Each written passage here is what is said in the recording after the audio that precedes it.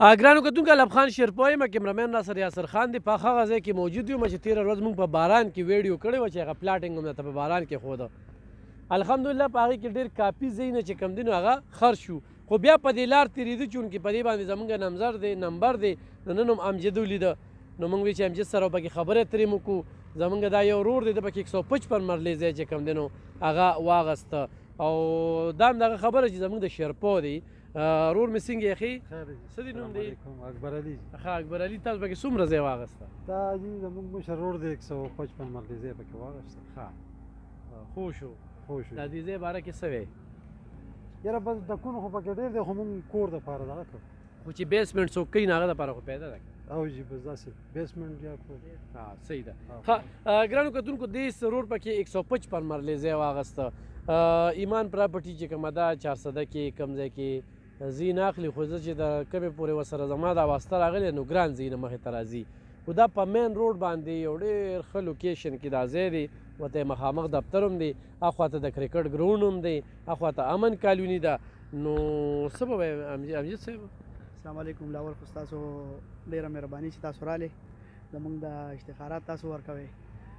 نو الحمدلله دغه 155 مرلې دا موږ سره 155 او بیا نور 155 ورسره کړو نو دا 40 مرلې کم هغې کې بیا د ملګرو 155 واغشتو نو د دې فرنټ ته مرله چې د 2,50,000 روپۍ کې او بیک ته چې د 1,80,000 روپۍ کې مرله ده او دې کې به مو سره 70,000 روپۍ خاطر د کسکو کسټمر او په مین روډ دی اخوا دې خوا په 3.5 لکه روپۍ مرلې خرڅ شوي دي خو بس موږ وایو چې یاره لږې دي خو چې تلي یو روان کار انتقال په لاس دی انتقال لاول د انتقال کې وروسته پیسې ورکوي دا کوم سهولیات دي دلته خو بس هر یو سهولیت شته بجلی شته ګیس پیپ په دې کې تللی دی او مین روډ دی نو بس دغه سهولیات خلک غواړي او هغه دلته موجود دي او کرکټ ګراونډ هم ورته او کرکټ ګراونډ دی باره ورته زموږ دفتر دی هغې کې میګا مارټ دی بارګین دی پکې نو انشاءالله ایمان پراپرټي په نوم باندې دغه تاسو به پکې هغه راواملی هغې باندې انشاءالله هر ورځ به کې لنټر بوشي نو کار په تیزۍ سره روان دی او بس دغه خبرې دي پکې نور پکې تاسو چې څنګه وي چې دلته کې په 2.5 لکه باندې سر کې دا دلته کې په 1 لک دین علاوه کورونه یا ارزان ځینې څه شته په امیر آباد کې را سره یو کور دی بهترین کور دی را سره 11 مرلې دی او ډبل سټوري لاندې بیسمنټ دی او بیا په 2 کمرې دي خو د چپړو پورې پکې هر یو څیز موږ هغې کې برابر کړی دی او تیار یې خرڅوو څومره چې قیمت پې څونه یاره تقریبا 1 کروڑ او 5 لک روپۍ ډیمانډ موږ کوو خو 95 پورې پیپر راغلی دی ها ګرانو کتونکو دا ایمان پراپرټي چې کوم دی نو د هغې مشر دی امجد علي او د ده نمبر به پې وي بلکل پې رابطه کولی شئ خو دا په دې لار تېرېدو درته هم بیا وښوده چې هغه ځینو کې په دې 2 هفتو کې لکه 155 مرلې سودا چې کومه ده دا ډېره غټه سودا ده